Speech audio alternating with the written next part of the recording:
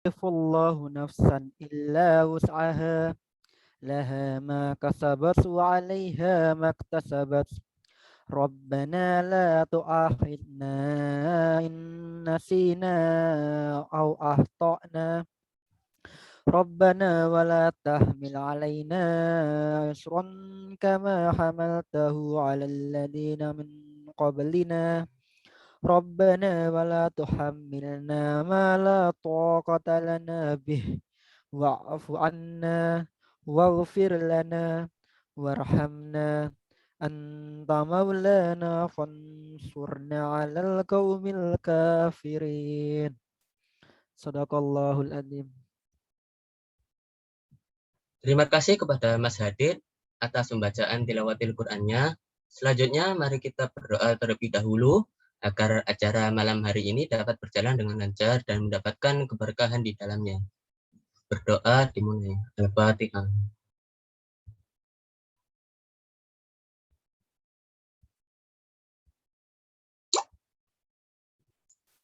Berdoa tidak dapat dicukupkan. Selanjutnya acara inti yaitu sharing-sharing dan pembahasan materi mentoring bersama Mas Raihan. Kepada Mas Raihan, waktu dan media saya persilahkan. Baik, terima kasih. Ini MC-nya siapa nih? Muhammad Raihan. Gimana Iya, bacanya? Mas. Gimana kabar, sehat, Raihan?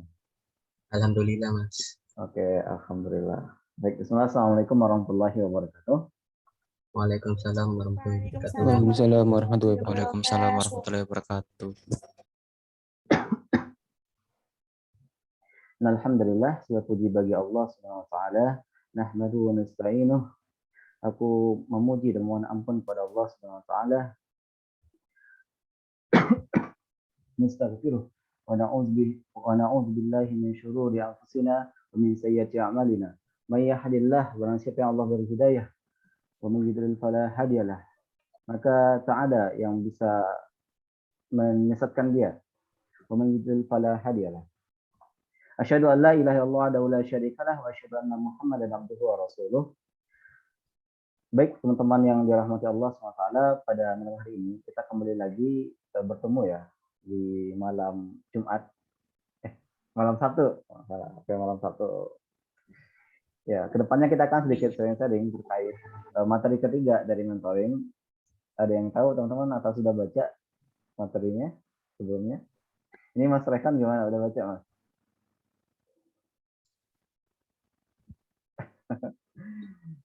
Sudah baca sekilas, Mas. Oke, sudah baca sekilas. Oke, nggak apa-apa. Kelas dulu kelas nggak apa-apa. Sekarang kita kelas jelaskan. Ya. Nanti sejalan diskusi, mungkin saya akan banyak ya yang Mas Rekan tanya, karena kan teman-teman sini kan malu-malu ya. Daripada diam-diam, saya ke Mas Rekan aja ya. Oke, siap. Oke, saya izin subscribe ya.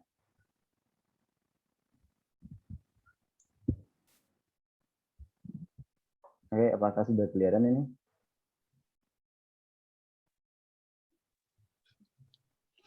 Masih proses, Mas.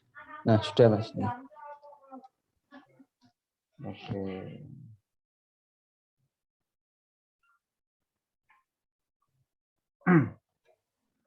Baik, kita akan sedikit diskusi tentang materi ketiga, yaitu tentang kewajiban kepada Rasul.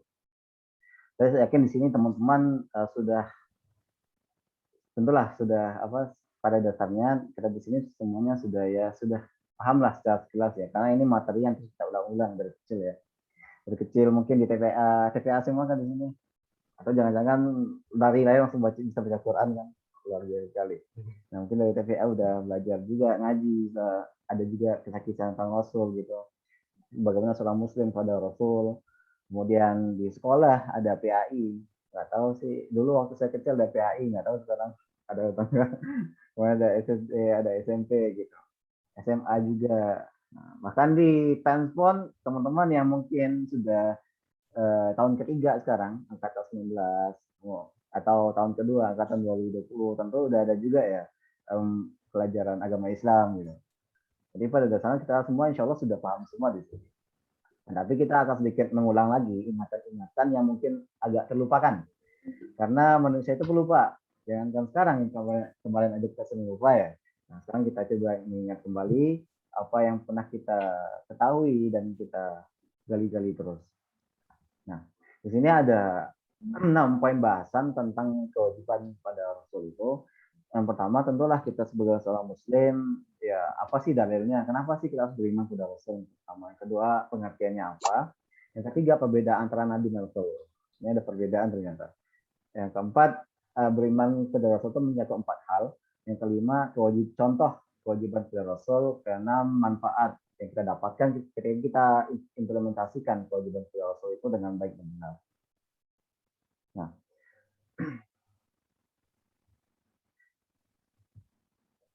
pada dasarnya kalau kita secara logika aja, logika nih kita orang yang cinta itu kan kita kan selalu mengagungkan cinta Rasul ya, cinta Rasul gitu, banyak salawat, gitu. Menyebut beliau. Ya.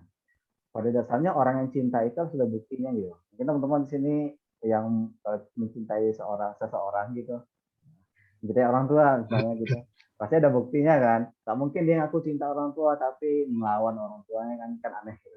Dia ngaku cinta orang tua tapi bikin orang tuanya nangis gitu. Mungkin kalau suami istri cinta istri ada buktinya gitu, nggak cuma omongan. Kita sebagai seorang Muslim yang aku cinta Rasul harus mengetahui apa sih kewajiban kita kepada Rasul gitu.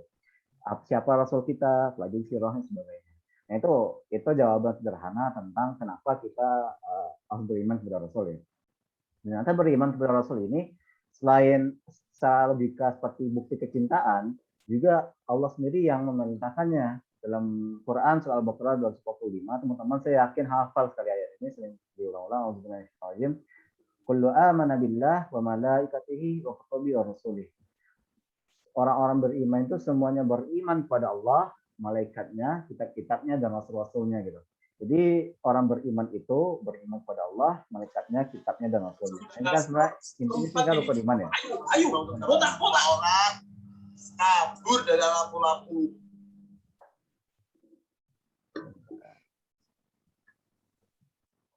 Ini Mas Raikan saya jadiin bahas ya, mana nih? Nah, Ya, Mas. Namanya mana ya? Ketemu. Oh, ya. Oke. Nggak, tolong ntar kalau ada yang baru join, mic-nya belum mati, tolong dimatiin ya. Gitu. Ya, Mas. Oke.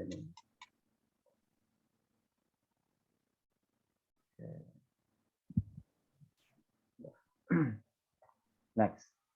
Kemudian selain dari ayat Al-Quran juga dari hadis yang terkenal. Tahu hadis Jibril nggak? Teman-teman tahu nggak hadis Jibril?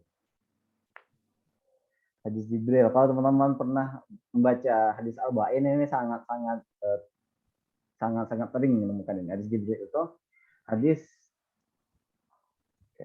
Nah, hadis Jibril itu jadi intinya sudah ketika Rasulullah SAW bersama sahabatnya sedang berkumpul ya di masjid kalau nggak salah, saya lupa, di masjid. Lalu datanglah seseorang pemuda yang wajahnya itu Masya Allah bersih gitu. Tapi anehnya sahabat ini nggak kenal dia. Kan kalau kita hidup di suatu tempat misalnya, kita anak UKKI gitu, sering ngumpul sama anak UKKI, tiba-tiba ada orang datang, nggak kenal gitu. Berarti bukan anak fans saya dia, kita nggak pernah lihat dia gitu. Tapi wajahnya cerah, bukan seperti orang safar, orang perjalanan bukan. Nah, jadi inti singkat cerita, orang ini datang duduk di hadapan Rasul dan bertanya, "Hai Muhammad, kabarkan aku tentang apa itu Islam gitu. Akhbirni anil Islam gitu. Kemudian akhbirni anil iman." Ditanya tentang iman. Nah, maka SAW menjawab perkataan orang tadi. Itu antu'minuna billah wa malaikatihi wa kutubihi wa rusulih wal yaumil akhir wa tu'minu bil qadri khair wa syarr. Beriman itu engkau beriman kepada Allah, malaikat-malaikatnya, kitab-kitabnya, para rasulnya, hari akhir, dan takdir baik dan buruk. Jadi ketika orang tadi datang tanya tentang iman, Rasulullah jawab ini. Jadi intinya orang beriman itu wajib beriman kepada Rasul dan Nabi. Ini poin kita ya pada malam hari ini. Nah, kemudian singkat cerita orang itu pergi tadi. Kemudian Rasulullah tanya, "Wahai Abu Bakar, kau tahu siapa itu?" Maka Abu Bakar menjawab, "Allah dan Rasul lebih tahu. Itulah Jibril yang mengajarkan agamanya kepada kalian." Nah, jadi di sini intinya kalau kita beriman, iman kepada Rasul. Itu intinya. Di sini jelas ya teman-teman. Saya ada ingin didiskusikan ya. Ada yang lagu, saya nggak yakin Mas gitu, ada nggak? Oke, berarti paham semua ya, insya Allah ya. Oke. Kemudian kita masuk ke pengertian beriman kepada Rasul.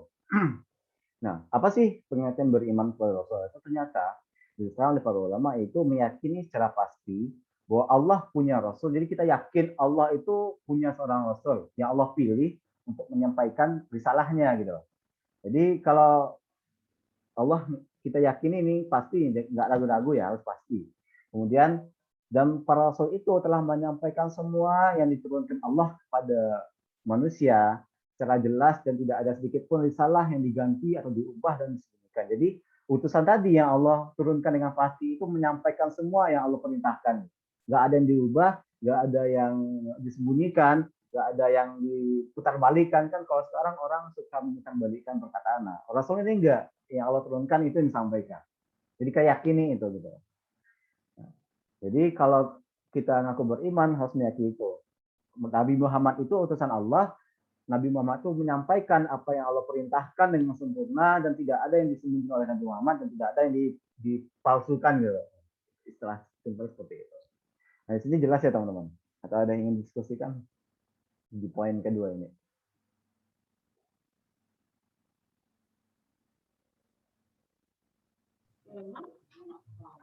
Nggih, Mas. Cukup jelas, Mas. Belum ada, Mas. Oke, baik. Hanya perbedaan antara Nabi dan Rasul. Ada yang tahu nggak perbedaan antara Nabi dan Rasul? Atau sama aja gitu kan Nabi dan Rasul. Kalau kita kan waktu kecil itu ngafal apa 25 Nabi dan Rasul ya. Tepatnya itulah ada lagunya ya. Pokoknya itu. Nah, gimana? Kira-kira ada nggak perbedaannya? Gimana Mas Rekan? So. Ada beda nggak Nabi dan Rasul? Atau sama aja? Menurut Mas Rekan nih. Seorang Rasul mendapatkan syariat baru, sedangkan Nabi diutus untuk mempertahankan syariat yang sebelumnya, Mas. Oke. Jadi dari Mas Rekan tadi ternyata Nabi itu dan Rasul itu ada perbedaannya. Nah, kita bahas ya di sini. Nah, menurut ulama berpendapat ada perbedaan Nabi dan Rasul. Dan menurut mereka bahwa setiap Rasul pasti Nabi, akan tapi sebaliknya Nabi belum tentu Rasul. Jadi setiap Rasul kata para ulama itu pasti Nabi dia. Sedangkan Nabi belum tentu Rasul gitu. Di sini jelas ya.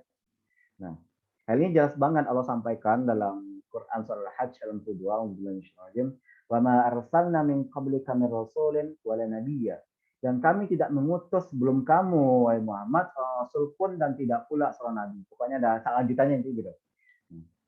Nah, jadi di sini Allah bedakan ada Rasul dan Nabi gitu. Kalau sama, apa gunanya dibedakan? Kan gitu ya. Langsung Allah sebut aja langsung, nggak usah dibedakan. Nah, kenapa dibedakan? Itu tandanya ada perbedaan. Nah, itu bukti kenapa ada perbedaan antara Nabi dan Rasul.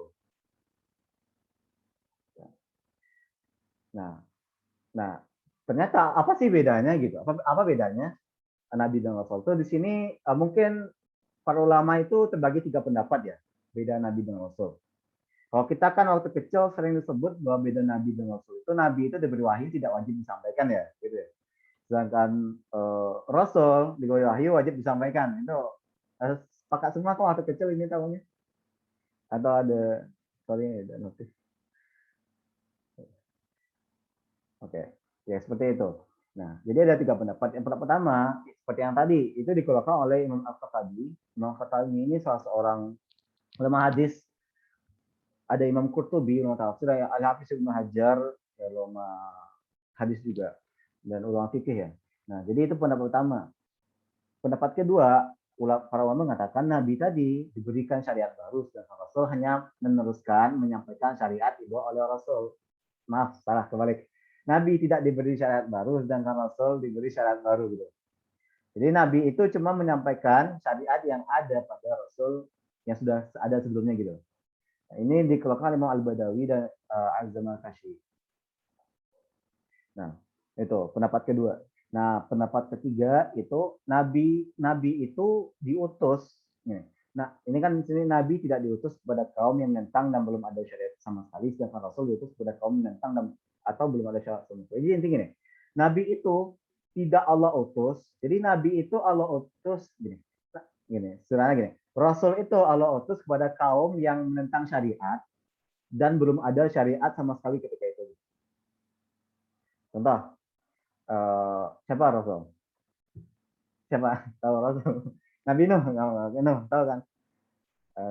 Rasul Azmi kan ya, 5 Rasul yang Masya Allah sabar itu ya. Jadi ketika Nabi Nuh diutus ketika itu umatnya sudah jauh dari ajaran agama, ajaran Nabi Adam alaihissalam. Kan Nabi Adam itu mengajarkan punya anak ya, diajarkan tauhid semacam. Nah, ketika Nabi diutus itu, Nabi Nuh diutus itu, di masyarakat, di kaumnya itu sudah hilang ajaran-ajaran seperti itu. Nah, sudah ada kesyirikan seperti itu. Nah, dan mereka tuh menentang. Jadi Allah utus Nabi Nuh alaihissalam. Gitu. Sedangkan Rasul Nabi dan Rasul Nabi Nuh alaihissalam. Karena kalau Nabi itu hanya diutus ya kepada kaum yang tidak menentang dan sudah ada syariat sebelumnya. Contohnya Nabi Ismail atau Nabi Ismail. Nabi Ismail, nah gitu. Rasulnya siapa? Rasulnya? Oke, contoh lain. Yang sama Nabi Musa siapa? Nabi Musa ada Harun sama gitu. Nah, jadi ada 3 pendapat. Tapi saya pribadi sih contoh ke pendapat yang kedua. Kalau saya pribadi gitu. Orang terserah. Tapi kalau yang pendapat pertama menurut saya ini kurang kuat. Kenapa? Kita sebagai umat manusia ya, umat Islam kan tahu ya, kita disuruhkan menyampaikan dalam hadis itu apa? Sampaikanlah dariku walau 1 ayat ya gitu. Nah, paham nggak sih? Jadi kita suruh amar ma'ruf nahi mungkar gitu. Nah, kan nggak mungkin ya seorang nabi dikasih wahyu sama Allah disembunyikan gitu. Itu pertama gitu. Yang kedua, nabi pun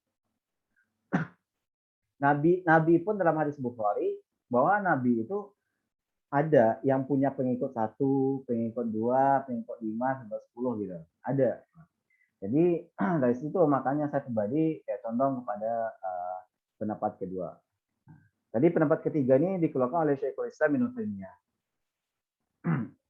Terserah teman-teman sih mau menyampaikan yang mana yang teman-teman yakini itu pendapat kuat. Tapi di PPT yang di-share panitia itu yang saya bawakan itu pendapat kedua di sana. Tapi kalau mau menyampaikan juga nggak masalah. Pendapat pertama mungkin mau yang kita pelajari dari SD boleh juga gitu. Tapi ya itulah. Kemudian lanjut. Dari ini perbedaan Nabi dan Rasul paham ya teman-teman? Atau ada yang dilakukan atau ingin diskusikan?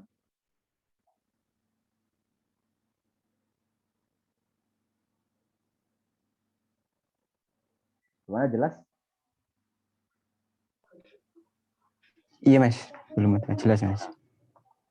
Selanjutnya, beriman kepada Rasul itu tidak dikatakan beriman kecuali mencakup 4 hal. Harus mencakup 4 hal ini, ketika tercakup 4 ini, maka kita dikatakan beriman kepada Rasul. Syekh Muhammad bin Shalih Al-Utsaimin, salah satu ahli fikih di abad ini mengatakan, dampak pertama itu meyakini risalah Nabi itu benar gitu. Jadi kita yakin apa yang disampaikan oleh Nabi itu benar gitu. Karena percuma aja kita ngaku beriman tapi kita ragu dengan risalahnya gitu. Kita ragu Nabi itu menyampaikan Islam dengan benar. Apa gunanya? Bohong doang kan gitu. Kan bohong doang. Jadi ini wajib, enggak boleh ada yang ragu-ragu gitu. Nabi sampaikan sholat gitu. Suruh sholat, ya sholat kita gitu. La taqrabuz zina, jangan dekati itu Al-Qur'an ya. Nah, jangan dekati zina, kita malah berzina, alhamdulillah. Jangan gitu ya. Jadi kita yakin gitu. Bagi yang mengingkari, jadi ketika orang itu mengingkari risalah Nabi itu tidak yakin dan tidak beriman, maka dia dianggap kafir kepada seluruh Nabi. Walaupun satu Nabi. Ini, ketika kita, kan Nabi itu yang kita wajib imani ada berapa? 25 Nabi dan Rasul kan yang kita ketahui. Nah, satu saja Nabi dan Rasul itu kita ingkari, maka kita dianggap telah kafir, kita mengingkari semua Nabi. Kenapa? Karena Allah SWT menjelaskan dalam firman-Nya ayat surah Al-Baqarah ayat 85. La nufarriqu baina ahadin min rasulih wa qalu sami'na wa ata'na ghufranaka rabbana wa ilaikal masir. Kami tidak membeda-bedakan antara seorang pun dengan yang lain dari rasul-rasul itu. Dan mereka mengatakan kami dengar dan kami taat. Mereka berdoa, ampunilah kami ya Tuhan kami dan kepada Engkau lah tempat kembali. Surah Al-Baqarah 245. Nah di sini Allah jelaskan Orang beriman itu tidak membeda-bedakan nabi satu dengan nabi sama semua. Dia utusan Allah, kita yakini, kita iman kepadanya. Jadi nggak boleh gitu dibeda-bedakan. Itu. Kemudian juga Allah jelaskan ke Asy'ara, Asy'ara ayat 105, Kazzabat kaumu Nuhil mursalin. Kaum Nuh telah mendustakan para rasul. Dengar. Perkataan Allah apa? Kaum Nuh telah mendustakan para rasul. Padahal yang nabi rasul yang diutus kepada kaum Nuh itu siapa? Ya Nabi Nuh kan, satu orang kan, Nabi Nuh doang kan. Tapi kenapa Allah jelaskan mereka itu mendustakan semua rasul? Karena dia mendustakan Nabi Nuh. Jadi dia anggap mendustakan satu nabi, dia anggap mendustakan seluruh nabi gitu. Seperti itu. Nah, itu harus kita. Jadi poin pertama di sini adalah kita meyakini risalah yang disampaikan oleh nabi itu benar dari Allah gitu. Apa yang disampaikan oleh Nabi Adam itu benar, Nabi Nuh itu benar, Nabi Ibrahim itu benar gitu. Kita yakini gitu. Tapi untuk mengamalkan syariatnya ya kita mengamalkan syariat Nabi terakhir yang diutus kepada kita, Nabi Muhammad gitu. Jangan diamalkan syariat Nabi sebelumnya. Tapi kita yakini aja itu benar, tapi jangan diamalkan. Karena nggak semua, karena syariat di setiap Nabi itu berbeda-beda. Kalau teman-teman pernah baca soal Al-Baqarah, aku lupa ayatnya, bunyi ayat. Tapi intinya itu Allah itu memerintahkan kepada kaumnya Nabi Musa alaihissalam, mereka itu ketika menyembah, kalau nggak salah patung sapi, aku lupa. Jadi Allah suruh mereka itu untuk taubatnya itu caranya bunuh diri. Jadi taubatnya kaum Nabi Musa itu bunuh diri. Itu kaumnya Nabi Musa. Kita nggak boleh tiru. Kenapa? Karena syarat itu nggak berlaku lagi. Syarat kita taubat ya mohon ampun kepada Allah. Gitu kan? Udah ingin mengulangi lagi gitu. Kalau ada salah kepada manusia minta maaf gitu, minta keridhaan mereka gitu. Jadi jangan disalahpahami. Kita meyakini risalah Nabi Musa itu benar, oh ya udah bunuh diri aja taubat. Nggak boleh kayak gitu, salah pemahaman, nggak boleh. Jadi di sini kita yakini itu benar, mengamalkannya itu syariat yang diutus kepada Nabi kita, yaitu Nabi Muhammad SAW. Di sini jelas ya teman-teman. Kalau kita ingin yang dilakukan, chat aja tanya boleh, atau langsung open mic boleh juga. Yang kedua, kita wajib mengimani Rasul yang kita ketahui dan yang tidak kita ketahui gitu. Allah Ta'ala firman soal Mu'minun 78, Auzubillahi minasyaitonir rajim, wa laqad arsalna rasulan min qablika minhum min qasasna 'alaika wa minhum man lam naqsus 'alaik. Dan sungguhnya kami utus beberapa orang rasul sebelum kamu, di antara mereka dan kami ceritakan kepada kamu, dan di antara mereka ada pula tidak kami ceritakan. Nah, di sini intinya Allah menjelaskan sebelum Nabi Muhammad itu Allah utus rasul. Ada yang diceritakan tentang mereka, ada yang tidak Allah ceritakan gitu. Jadi intinya ada rasul, jadi ada rasul-rasul lain. Nah, yang diceritakan yang seperti yang kita ketahui gitu. Yang ada juga yang Allah tidak pernah ceritakan, tapi kita wajib mengimani bahwa rasul itu ada. Nah, gitu. Nah, di sini jelas ya tentang mengimani para rasul yang kita ketahui dan tidak ketahui. Itu kewajiban kita sebagai orang Islam. Nah, jumlah para rasul dan nabi dan rasul itu pun banyak gitu. Dalam diantaranya ada surah Ahmad yang artinya berapa jumlah rasul itu wahai Rasulullah. Ada seorang sahabat bertanya kepada Rasulullah tentang jumlah rasul. Maka beliau menjawab 300 lebih belasan. Jumlahnya sangat banyak. Dan beliau bersabda di lain kali lebih dari 15. Hadis diriwayatkan oleh Imam Ahmad. Namun hadis ini diperselisihkan. Ada yang mengatakan ini sahih, ada yang mengatakan ini dhaif. Dalam hadis lain, hadis oleh Imam Hakim dalam Mustadraknya, wahai Rasulullah, berapa jumlah nabi? Belum menjawab 124.000 nabi. Aku bertanya lagi, berapakah jumlah para rasul dari mereka? Belum menjawab 313. Pada sini itu Imam Al-Hakim. Dan Imam Az-Zahabi mengatakan, Imam Az-Zahabi ini kalau teman-teman ketahui beliau itu ulama besar mazhab Syafi'i dalam bidang hadis dan sejarah ya. Imam Az-Zahabi mengatakan dalam perawinya ada yang tidak siqah. Siqah ini tidak terpercaya, seperti pendusta sebagainya. Ada perawinya yang tidak siqah, tidak terpercaya orang. Jadi statusnya dhaif ya. Nah, kesimpulannya itu, intinya hadis ini sahih atau enggak, intinya rasul itu banyak, nabi itu banyak, itu intinya. Kita wajib mengimani mereka, itu intinya poin kedua. Di sini jelas ya, poin cakupan kedua ini jelas ya. Kita mengimani Rasul yang kita ketahui dan tidak kita ketahui. Yang ketiga, membenarkan apa yang mereka beritakan, yang mereka itu sudah kita bahas tadi ya. Intinya orang beriman wajib mengimani gitu. Apa yang disampaikan. Bagi ngaku cinta nih, cinta Nabi aku, cinta Nabi gitu. Tapi nggak yakin sholat itu wajib gitu. Malah sholat itu nggak wajib gitu. Ada juga gitu kan. Jadi orang beriman itu ya benar dibenarkan berita yang disampaikan oleh Nabi, ya udah. Dan ketika itu perintah ya kita jalankan, itu larang dijauhkan. Keempat, mengamalkan syariat Rasul yang diutus kepada kita. Nah, di sini poinnya. Yaitu kita amalkan syariat Nabi Muhammad, jangan Nabi sebelumnya gitu. Allah Ta'ala berfirman, yang artinya, maka demi Tuhanmu, mereka pada hakikatnya tidak beriman hingga mereka menjadikan kamu Muhammad hakim terhadap perkara mereka persisihkan. Nah, maksud ayatnya apa? Allah bersumpah dengan menyebut dirinya yang maha mulia, bahwa tidaklah beriman seseorang sebelum menjadikan Rasul sebagai hakim dalam semua urusannya. Semua yang diputuskan oleh Rasul adalah perkara yang hak dan wajib diikuti lahir dan batin. Nah, ini penjelasan oleh Imam Ibnu Katsir dalam tafsirnya. Nah, inti sini apa? Misal kita orang beriman ya harus mengikuti apa yang Rasul contoh Rasul berikan, Rasul perintahkan, Rasul larang. Itu harus kita larang, kita jauhkan. Intinya di sana, teman. So, ini kewajiban kita sebagai muslim untuk kita jalankan. Berbakti sama orang tua, berbakti sama orang tua gitu. Sholat, zakat, jalankan gitu. Gak boleh bohong, jangan bohong gitu. Ya walaupun kita sini masih banyak bohong juga. Jadi ya berusaha lah gitu.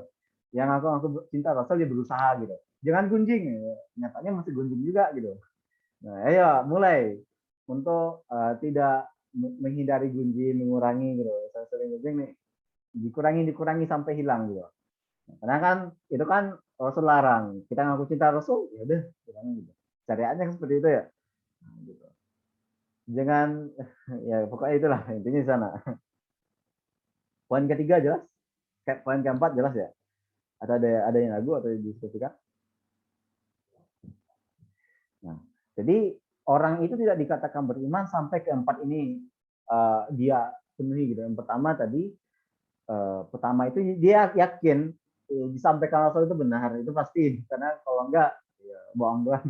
Yang kedua, kita imani yang Rasul yang diketahui dan tidak diketahui. Yang ketiga, itu kita benarkan apa yang diberitakan. Yang keempat, mengamalkan. Amalan itu kan mengamalkan syariat Nabi Muhammad itu kan ya bukti kecintaan itu diamalkan, gak cuma omong doang. Sama mungkin kayak misal nih, saya bukan contoh nyuruh ya, bukan menyuruh, bukan. Contoh orang pacaran ya, pacaran. Jangan tiru ini cuma contoh doang. Jangan pacaran juga teman-teman sini jangan. Contoh misalnya pacaran yang dia ngaku sayang gitu, tapi nggak ada buktinya gitu. Cuma omongan doang. Biasanya langsung diputus sama ceweknya. Kamu nggak peka gitu, kita putus gitu ya. Itu contoh, tapi saya bukan nyuruh pacaran, bukan. Tapi yang pacaran, ya semoga Allah mudahkan untuk tidak pacaran gitu. Jadi intinya di sini buktikan kecintaan itu. Nah, kita masuk ke prosesnya itu di antara kewajiban.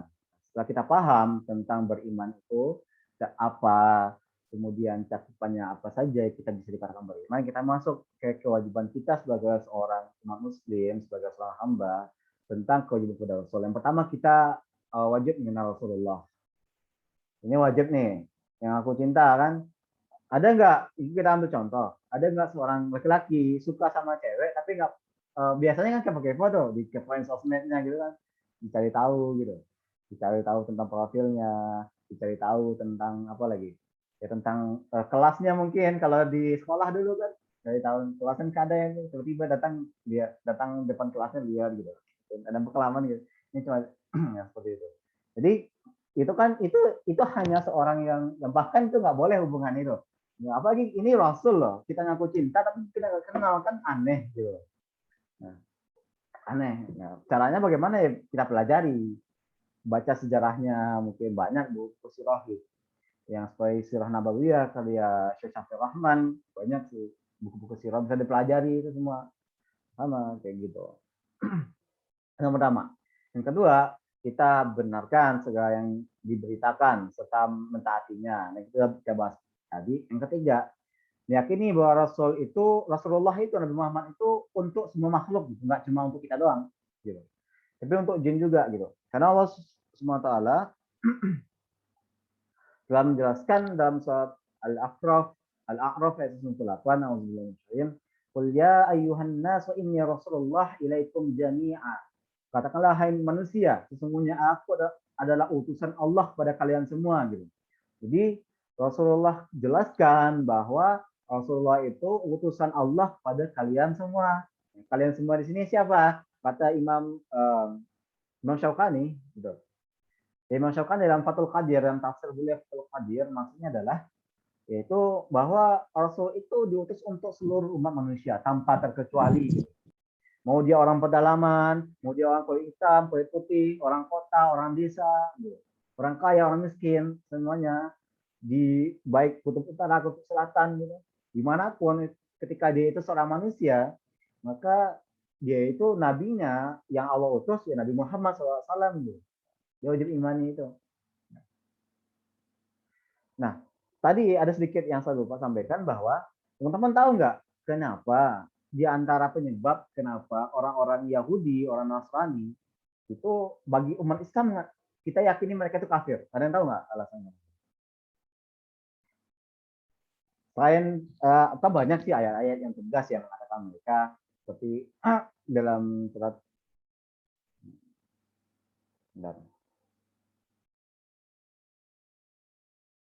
seperti dalam surat Al-Maidah, laqad kafara alladziina qalu innallaha huwal masih ibnu Maryam, telah kafir orang-orang kata bahwa Allah itu adalah Al-Masih putra Maryam. Nah, ini kan Allah tegaskan bahwa orang-orang Nasrani itu kafir ya, karena mengatakan Al-Masih itu bahwa Allah itu adalah putra Maryam, Al-Masih putra Maryam. Maksud saya bukan di sini satu penyebab yang lain gitu. Kenapa orang Islam mengatakan orang Nasrani Yahudi itu kafir? Ada yang tahu nggak? Ayo, kalau menyimak tadi pasti tahu nih tadi ada kaitannya. Jadi ini nanti ditanyakan sama mente teman-teman loh. Dulu pernah ada pertanyaan seperti ini ke saya gitu dari teman-teman mente. Ayo. Oke, sepertinya sungkan ya. Jawabannya di sini loh. Kenapa di antara penyebab kenapa kita meyakini orang Yahudi Nasrani itu kafir ini?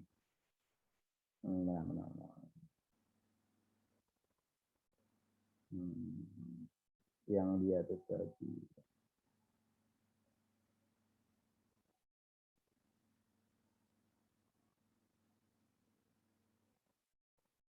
Nah ini tidak beriman kepada satu nabi saja gitu. Ini intinya di sini. Orang Nasrani beriman nggak kepada Nabi Muhammad? Beriman nggak kepada Nabi Muhammad orang Nasrani? Enggak kan ya? Tidak kan? Oke. Kemudian orang Yahudi beriman nggak kepada Nabi Muhammad? Nggak beriman kan? Nah, Tidak. Jadi salah satu penyebab kenapa kita ini bahwa Rasul Allah sampaikan bahwa mereka itu kafir karena mereka tidak beriman kepada Nabi Muhammad gitu. Pokoknya di sini tidak beriman kepada satu nabi saja dianggap mendustakan satu nabi gitu. Kita maksud kita orang Islam wajib beriman Nabi Isa itu ya nabi gitu loh. Tadi ada Nabi Isa itu ya nabi. Nah gitu. Tuh di antara poin tadi. Tadi saya mana? Nah itu tadi. Jadi kita yakini bahwa Rasulullah kan untuk semua manusia. Yang kedua, bahwa Rasulullah itu juga Allah utus untuk jin. Ini Allah jelaskan surah Ahqaf 29 ayat wa istarafna ilaika nafaran minal jinni istami'una al-Qur'an falamma hadaru qalu ansitu falamma qudiya walau ila qaumihim munzirin. Ingatlah kata kami hadapan serombongan jin yang kepadamu yang mendengarkan Al-Qur'an. Maka tatkala mereka menghadiri pembacaannya, lalu mereka berkata, diamlah kamu untuk mendengarkannya. Ketika pembacaan telah selesai, mereka kembali kepada kaumnya, yaitu kaum siapa? Ya jin, untuk memberikan peringatan. Jadi jin ini, ada dai-dai jin ini, mendengarkan Al-Quran dari Nabi Muhammad juga. Dalam hadis lupa Tirmizi siapa bisa lupa, tapi hadis selesai. Sudah ketika Rasulullah bersama beberapa sahabat itu datang pada suatu lembah. Kemudian dibuatlah suatu lingkaran. Kata Rasulullah, wahai sahabatku, jangan keluar dari lingkaran ini. Saya lupa nama sahabat ini, dia satu orang sahabat, saya lupa namanya. Kemudian Rasulullah pergi, apapun yang terjadi jangan keluar dari garis ini, jangan keluar dari garis ini, apapun terjadi. Kemudian Rasulullah itu pergi, jalan sendiri ke depan, sampai sahabat ini melihat ada makhluk-makhluk aneh gitu, mukanya aneh gitu. Datang kepada Muhammad gitu. Dia buat api unggun. Kemana enggak? Kemudian dia mendengar Rasulullah membaca Al-Quran. Setelah itu mereka pergi. Kemudian Rasulullah berkata, itulah para jin. Jadi para jin pun itu Allah berikan peringatan melalui Al-Quran. Jadi Rasulullah pun diutus kepada para jin. Poin saya yaitu Nabi bahwa kita yakin bahwa Rasulullah itu untuk semua makhluk. Itu poin ketiga. Poin keempat, bentuk kewajiban kita kepada Rasul adalah mencintai beliau lebih dari mencintai diri sendiri ataupun dari semua makhluk yang lain. Itu poin keempat. Ini penting. Kita sebagai seorang hamba wajib cinta kepada beliau lebih dari mencintai diri sendiri maupun semua makhluk. Hal ini Rasulullah sampaikan dalam hadis Muslim, la yu'minuna ahadukum hatta akuna habbu ilaihi min walidihi walidihi wan nasi ajmain. Tidaklah salah seorang dari kalian beriman sehingga aku lebih dia cintai daripada anaknya, orang tuanya dan manusia dan semuanya. Hadis nomor Muslim ayat 44. Nomor 44. Kemudian Ibnu Batlah rahimahullah berkata, sempurnanya keimanan seorang apabila dia mengetahui bahwa hak Nabi lebih besar daripada hak dirinya, hak ayahnya, hak anaknya, dan hak seluruh manusia. Nah, di sini Ibnu Batlah mengatakan bahwa orang beriman itu mengetahui bahwa hak Nabi mereka, Nabi Muhammad itu lebih besar daripada hak dirinya, hak orang tuanya, hak anaknya, dan seluruh manusia. Jadi kita sebagai orang beriman itu wajib mencintai Rasulullah itu dibandingkan siapapun. Nabi Muhammad yang kita wajib kita cintai gitu. Oleh karena itu, ketika ada ada perintah Rasulullah, mungkin ada sholat, ya udah kita laksanakan gitu. Jangan malah ya pacaran gitu. Nauzubillah itu yang pacaran gitu. Jangan gara-gara itu ya kita dahulukan perintah-perintah orang lain. Karena bukti cinta kita kepada Rasulullah yang sebagai pecinta yang pertama ya kita jalankan semua perintah Rasulullah itu, menjauhi apa yang Allah dilarang. Itu keempat, yaitu mencintai beliau lebih dari mencintai diri sendiri ataupun dari semua makhluk lain. Dalam hadis lain kan, dalam hadis Muslim, masalah atau Bukhari, suatu ketika Abu Bakar datang, ya Rasulullah, tidak ada semua manusia lain yang lebih aku cintai selain engkau, kecuali diriku. Maka Rasulullah berkata, belum sempurna iman wahai Abu Bakar, maka Abu Bakar mengatakan, kecuali engkau telah mencintaiku, yang paling utama. Maka Abu Bakar mengatakan, engkau yang paling utama saya cintai. Hadis lain seperti itu. Jadi intinya, kita sebagai seorang Muslim wajib mencintai Rasulullah sebagai manusia, makhluk yang kita paling cintai paling utama. Gitu. Lebih dari diri sendiri, lebih daripada orang tua maupun anak. Dan kelima, memperbanyak salawat dan salam untuk beliau.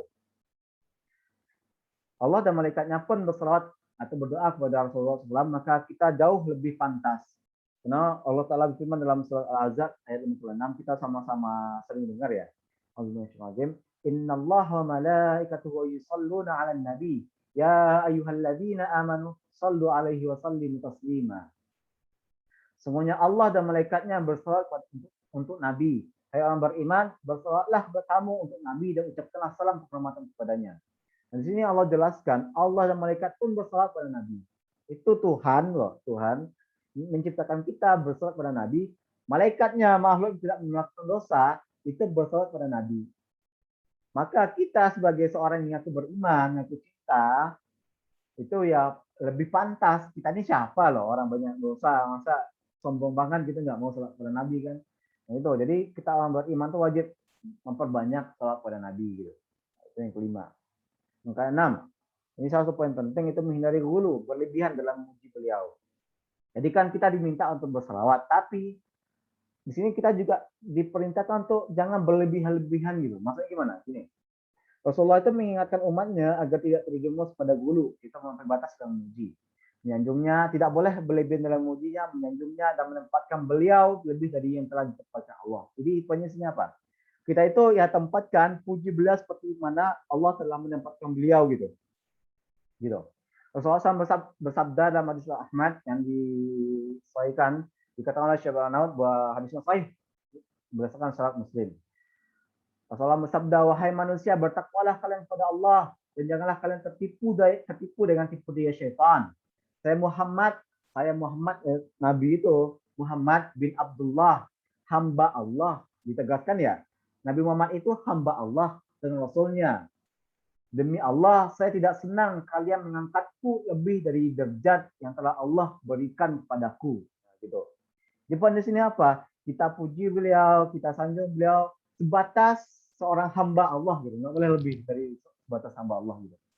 Caranya bagaimana? Ya kita lihat bagaimana para sahabat memuji beliau gitu. Berbuat baik kepada beliau gitu. Jangan boleh berlebihan gitu. Sampai-sampai banyak sih kita lihat orang ada menyembah Nabi. Kemudian Nabi itu meminta pada kuburan Nabi kayak gitu. Karena itu berlebihan. Meminta itu hanya kepada Allah gitu. Nah ini kita angkat derajat lebih, itu nggak boleh. Nabi tegaskan di sini loh, nggak boleh. Dalam lain dalam Bukhari, jangan kalian melampaui batas dan memujiku, mengkultuskanku. Sebenarnya orang Nasrani mengkultuskan Isa bin Maryam. Semuanya aku hanyalah hamba Allah. Maka itu katakanlah Abdullah wa Rasuluh. Jadi di sini lebih tegas lagi loh. Rasulullah tegaskan, kita tidak boleh berlebihan dalam memuji beliau. Seperti orang Nasrani mengkultuskan berlebihan pada Isa putra Maryam dianggap Tuhan. Gitu. Nah, jadi Rasulullah tegas nggak boleh seperti itu. Kemudian Rasulullah tegaskan lagi, aku Abdullah, saya ini hamba Allah. Jadi kita ini hamba, ya sama seperti kita hamba Allah juga. Gitu. Bedanya apa ya? Beliau Rasul itu bedanya, tapi sama-sama hamba Allah. Ya kita berikan haknya sesuai sebagai seorang hamba Allah, jangan diangkat lebih dari itu. Hadis Bukhari. Nah, itu ada 6 di antara bentuk kewajiban kita kepada Rasul, di antaranya seperti itu. Jadi saya ulangi, yang pertama itu ada mengenal Rasulullah, karena kita ngaku cinta, dibuktikan kita itu dengan mengenal Rasulullah. Yang kedua, membenarkan risalahnya. Yang ketiga, meyakini bahwa beliau Rasul untuk semua makhluk. Yang keempat, mencintai beliau lebih cinta daripada diri sendiri gitu. Misal kita ya ada keperluan nggak penting, kemudian ada azan gitu ya, udah kita sholat gitu. Nah kita cinta Rasul, kita dahulukan gitu, perintah Rasul dibandingkan diri kita sendiri gitu.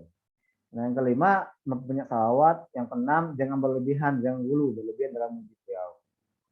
Nah setelah kita ketahui kewajiban kita dan kita implementasi dalam kehidupan kita tentang iman kepada Rasul ini dengan baik dan benar, maka akan tumbuh manfaat beriman kepada Rasul. Apa saja itu? Yang ada 3. Yang pertama, mengetahui rahmat serta perhatian Allah kepada hambanya, sehingga Allah utus seorang Rasul untuk menunjukkan kepada mereka jalan Allah. Nah, di sini poinnya, kita tahu bahwa Allah itu rahmat itu luar biasa kepada kita. Sampai-sampai Allah utus seorang utusan khusus untuk kita, supaya kita itu berada di jalan Allah. Itu kita ketahui rahmat Allah pertama. Yang kedua, kita syukuri. Ini nikmat Allah besar. Kita syukuri kita ini Allah utus Nabi Muhammad gitu. Kita syukuri kita sebagai umatnya Muhammad, kita syukuri itu. Gitu.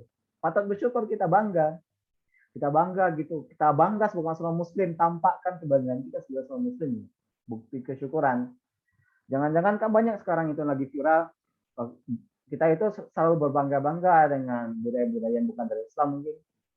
Ya dengan ya tren barat kita bangga, tapi saat kita sebagai seorang muslim kita tuh malah malu gitu, malu menampakkan keislaman gitu. Yang akhwat mungkin cewek ya malu berjilbab, kan aneh gitu. Apalagi ini ngaku cinta Rasul gitu, kan aneh. Jadi kita itu ya wajib syukur, ini nikmat luar biasa dari Allah, kita syukuri itu. Jadi ketika orang itu beriman dengan benar, yaitu mensyukuri ini, masya Allah, alhamdulillah, saya itu terlahir sebagai umat Nabi Muhammad, kita mengenal bagaimana luar biasanya Islam itu, kita syukur. Itu buah yang kedua. Yang ketiga, kita cinta kepada Rasul, kita mengagung dan memuji mereka karena mereka adalah para Rasulullah, dan karena mereka hanya menyembah Allah, menyampaikan risalahnya, mengasihi hambanya. Selain kita bersyukur atas nikmat ini, kita juga cinta kepada Rasul karena Rasul inilah yang menunjukkan jalan kebenaran kepada kita. Itu 3 manfaat ketika kita telah beriman kepada Rasul dengan benar. Kalau kita tidak beriman dengan benar, maka 3 manfaat ini tidak akan kita rasakan dulu. Gitu. Mungkin ada orang yang masih ragu tentang salah Nabi, ragu tentang ya Nabi ini benar atau enggak, maka dia tidak akan merasakan nikmat itu, tidak merasakan nikmatnya ya sholat dengan benar, tidak merasakan nikmatnya berbakti kepada orang tua yang dengan benar gitu, tidak merasakan nikmatnya ya berjilbab mungkin yang akhwat gitu, cewek gitu. Nah, jadi itulah 3 manfaat beriman kepada Rasul.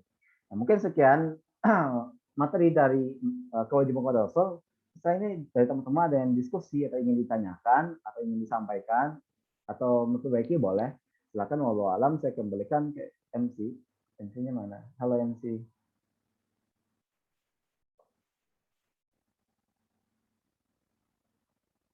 Oke.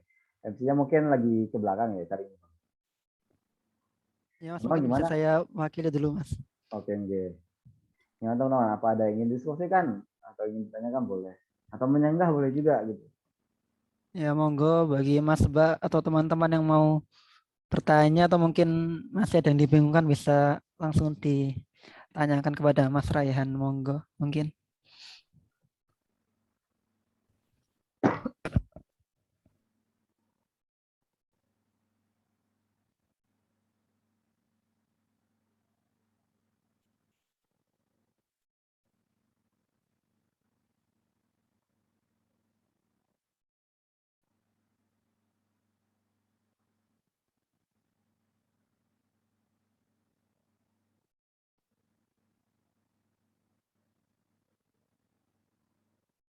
Ya, Abdullah.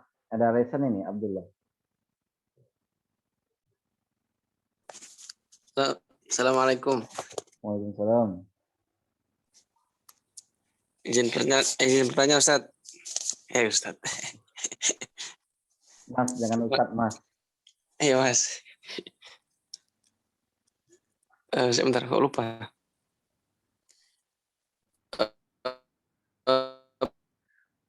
Bagaimana kita bisa menambah kegiatan di masa-masa? Gimana? Soalnya Ya, Mas. putus-putus tadi. Suaranya putus-putus tadi Mas. Oh iya. Saya chat aja ya. Oke, boleh. Monggo monggo. Ya, mungkin dari hamba Allah ini. Sambil nunggu hamba Allah, mungkin lain ada yang ingin diskusikan, boleh deh. Diskusikan boleh, boleh. Mungkin ada lagi, mungkin yang lain.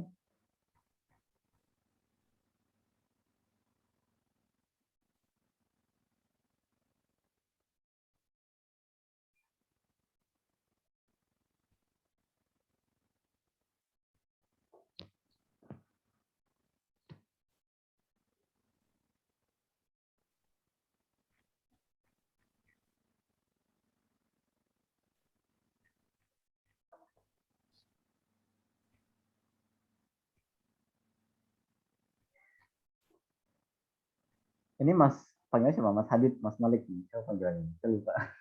Iya Mas, Hadid Mas. Ini sudah ada pertanyaan Mas dari Mas Abdullah ini tadi. Oke, Mas Abdullah, Insya Allah. Mungkin bisa Bagaimana? saya Oke, bacakan Mas ya. silakan Mas Hadid. Ya, bagaimana agar kecintaan kita kepada Nabi bisa bertambah Mas? Oke.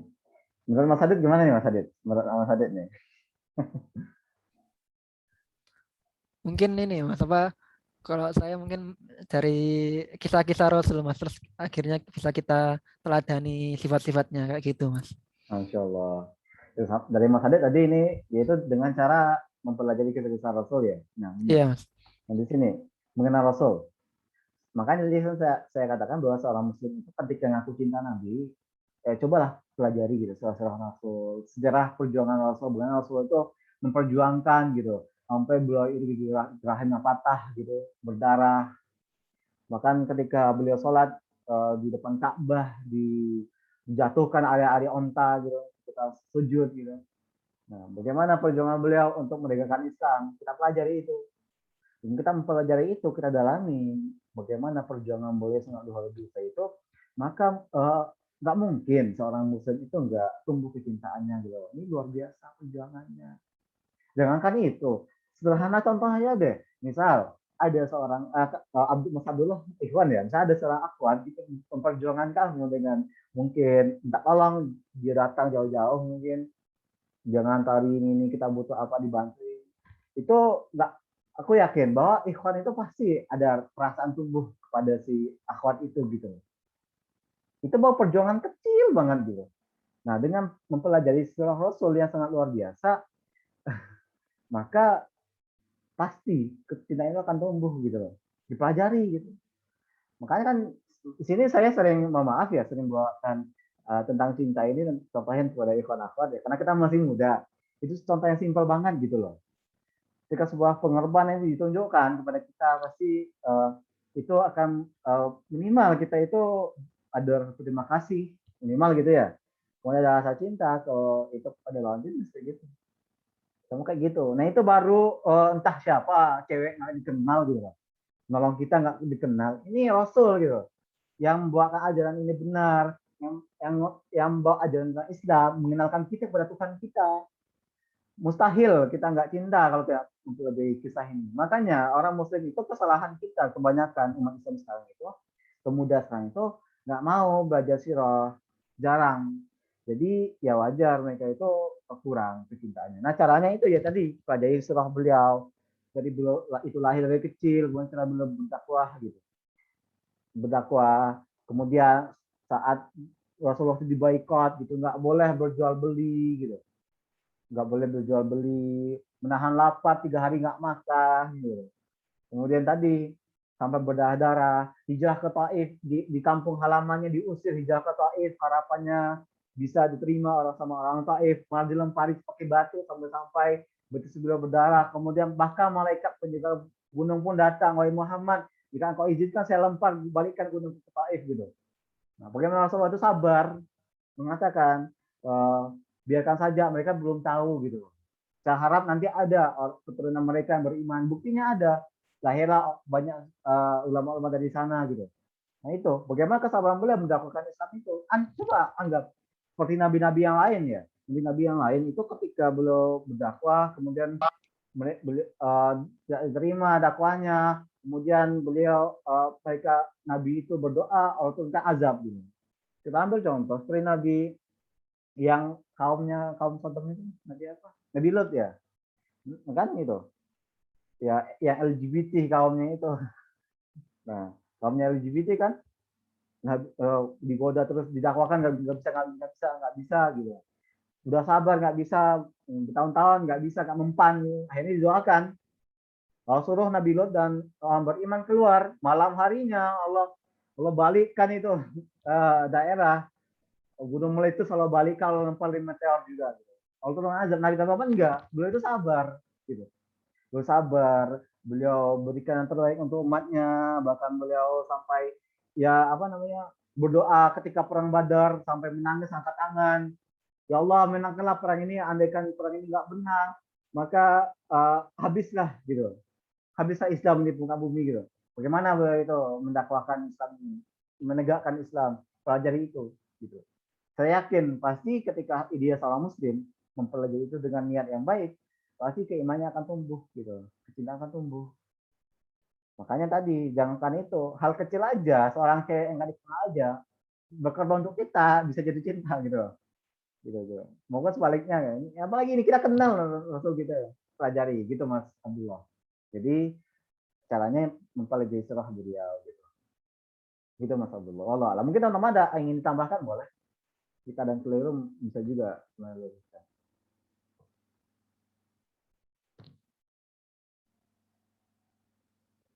Wallahu alam. Gimana teman-teman? Gimana Mas Abdullah? Insya Allah, terima kasih Mas. Sama-sama. Iya. Mas Abdullah kayaknya saya kenal deh. Oke. Gimana teman lain? Ada yang ingin diskusikan lagi atau ingin diskusikan boleh? Ingin bercerita boleh juga.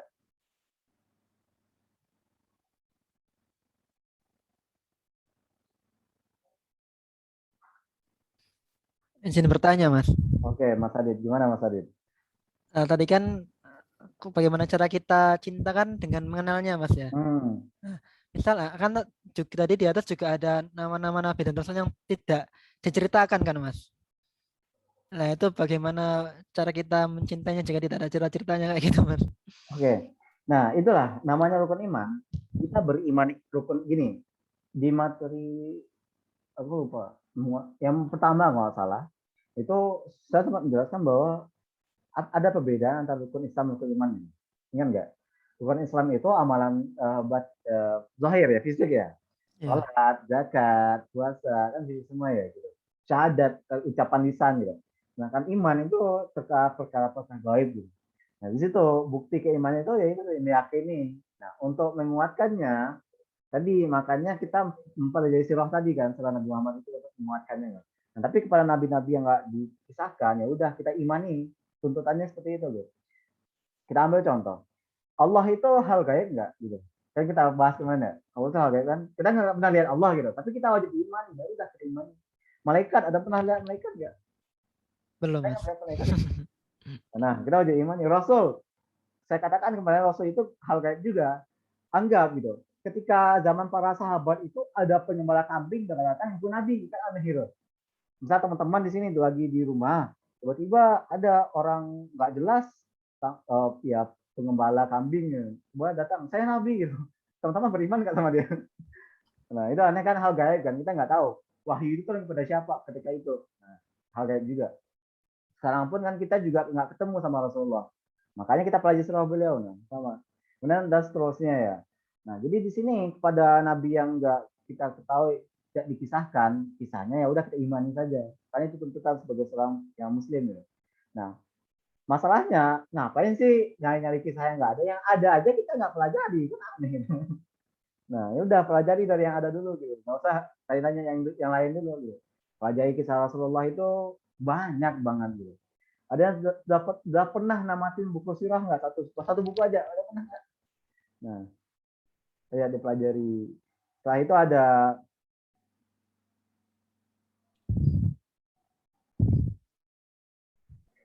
nah, saya itu ada sahabat-sahabat beliau, sahabat Nabi itu yang berjuang juga mereka Islam dan gitu tadi. Gitu Mas Hadid. Iya, Mas. Terima kasih, Mas. Ini juga ada pertanyaan dari Mas Selamat ini, Mas. Jadi Mas Rehan mau tanya, Allah mengangkat seseorang menjadi nabi atau rasul itu berdasarkan apa ya, Mas? Apa karena sifat jais Allah? Oke, Masya Allah berat sekali nanya. Oke, gimana teman-teman ada yang tahu nggak? Nah, walau alam ya. Kenapa Allah mengangkat seorang rasul? Walau alam itu saya nggak tahu kenapa. Yang pasti itu kehendak Allah. Itu pasti.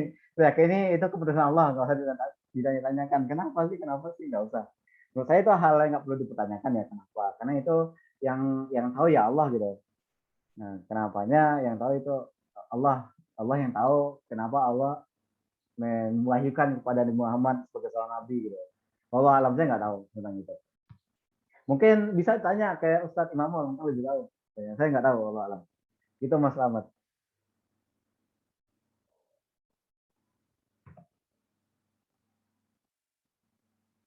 Padahal sih menurut saya yang saya sampaikan kemarin bahwa hal-hal nggak penting itu masih ditanya-tanyain gitu.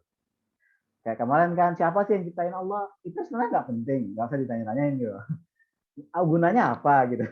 Bikin kita pusing. Yang jelas aja tentang perintah, larang itu banyak. Itu aja nggak kita pikirin, belum kita pikirin gitu. Nah, kenapa hal yang nggak penting kita pikirkan? Cobalah dikurang-kurangi hal seperti itu. Menurut saya nggak perlu.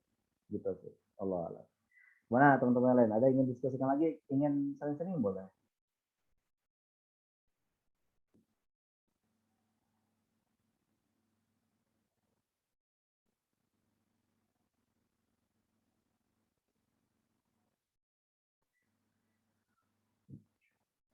Oke.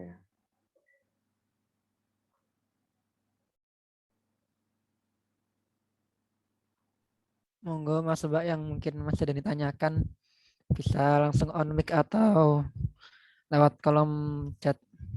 Oke. Mungkin kita tunggu 3 menit ya. Kalau nggak ada mungkin itu insya Allah gimana. Ini ada open mic tadi siapa?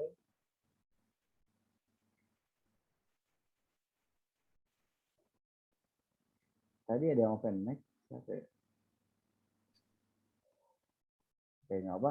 Jadi kita tunggu 3 menit ya Mas Hadid. Iya, Mas. Sampai 20.30. Kalau misalnya nggak ada berarti tambah insya Allah sudah paham semua ya. Atau sudah cukup. Nah, sambil nunggu mungkin ini bisa ditunjuk nih. Satu dulu orang untuk nyimpulin atau ingin apa namanya. Ya,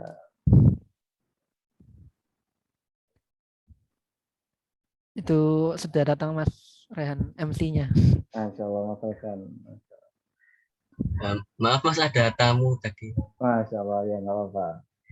Nah, mungkin ini teman-teman mungkin masih malu-malu nih. Kita tunggu 3 menit. Kalau misalnya nggak ada yang tanya, kita cukupkan. Sambil nunggu nih, mungkin Mas Rekan bisa nunjuk 1-2 mentor mungkin untuk menyimpulkan apa yang kita diskusikan malam ini. Apa sih yang kita dapatkan dari sharing ini?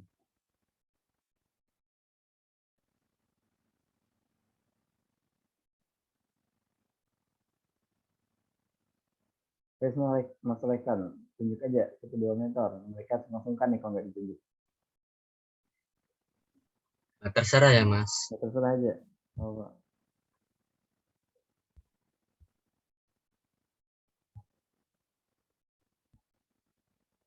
Mas Muktabar Wijaya.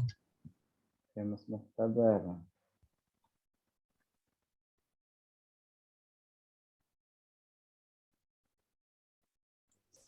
Iya, saya Mas. Iya, silakan. Oke. Assalamualaikum warahmatullahi wabarakatuh. Saya Muktabar, izin menyimpulkan. Jadi yang saya soroti tadi tentang kenapa bahwa untuk dikatakan beriman kepada Nabi dan Rasul itu harus keseluruhan, tidak separuh-paruh. Jadi dari awal Nabi Adam hingga Nabi dan Rasul terakhir yaitu Nabi Muhammad itu harus diyakini semuanya. Dan itu menjadi syarat bahwa seseorang itu dikatakan beriman. Tidak seperti kaum Yahudi itu tidak dikatakan beriman karena mengimaninya itu tidak sampai Nabi Muhammad. Mengimaninya itu hanya sampai Nabi Isa. Jadi dikatakan sebagai kaum kafir. Jadi itu yang saya soroti, Mas. Terima kasih. Oke. Nah, ya. Saya tambahkan tadi, orang Yahudi itu mereka tidak mengimani Nabi Isa. Jadi kenapa orang Nasrani, orang Kristen itu tidak mengatakan orang Nasrani kan beda sama orang Yahudi kan beda ya? Kenapa? Karena orang Nasrani itu mereka beriman kepada Nabi Isa, Nabi Isa gitu. Tapi Nabi Muhammad enggak gitu. Sedangkan orang Yahudi, nabinya yang mereka imani sampai Nabi Musa alaihissalam. Kan nabi dari mereka Musa gitu. Nah gitu. Jadi orang Nasrani pun menganggap orang Yahudi itu ya kafir juga gitu. Karena orang Yahudi pun juga gitu kan ya, menganggap bahwa yang paling benar itu mereka gitu. Selainnya itu apa kalau istilahnya apa? Ada istilah mereka itu harus dimusnahkan. Aku lupa istilahnya ada. Nah itu gitu. Allah. Terima kasih tadi Mas siapa tadi? Insya Allah bagus sekali tadi tentang kesimpulannya. Ya, Mas. Muktabar. Ya, Mas Mustafa, Insya Allah. Ini satu lagi nih, mungkin dari Ahmad ada yang mau nggak kira-kira bisa open mic? Kayak Mas Lekan tunjuk Ahmad gimana? Mau nggak kira-kira? Jangan-jangan orangnya lagi nggak di sini, cuma akunnya doang.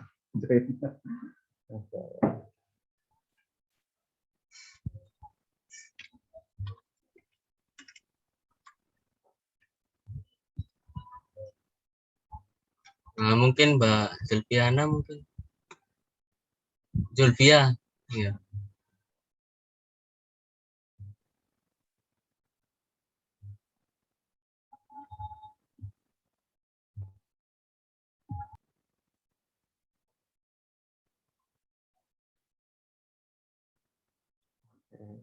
Sebenarnya Ahmadnya malah malu. Insya Allah. Oke, nggak apa-apa. Nah, sebenarnya teman-teman sudah paham semua Insya Allah. Karena ini materi yang sudah Insya Allah kita ketahui semua dari kita kecil sudah belajar tentang ini. Jadi kesimpulannya, jadi bahwa beriman kepada Nabi itu kesimpulannya bahwa kita meyakini bahwa Allah itu mengutus seorang Rasul atau Nabi, di mana mereka itu menyampaikan risalah wahyu dari Allah itu dengan sempurna, tidak dikurangi, tidak diputarbalikan, tidak dimanipulasi, tapi dengan sempurna dan disampaikan seluruhnya. Itu beriman kepada Rasul. Gitu. Nah, dan selain kita ngaku beriman, juga cinta kita buktikan, jangan ucapan di mulut doang, kita buktikan, gitu. Kita buktikan dengan perbuatan, kita jalankan yang Allah suruh perintahkan, sunnah-sunnahnya kita jalankan, gitu. Makan dengan tangan kanan, kita makan dengan kanan, gitu. Masuk WC dan ke kiri, kita coba usahakan masuk ke kiri, kita.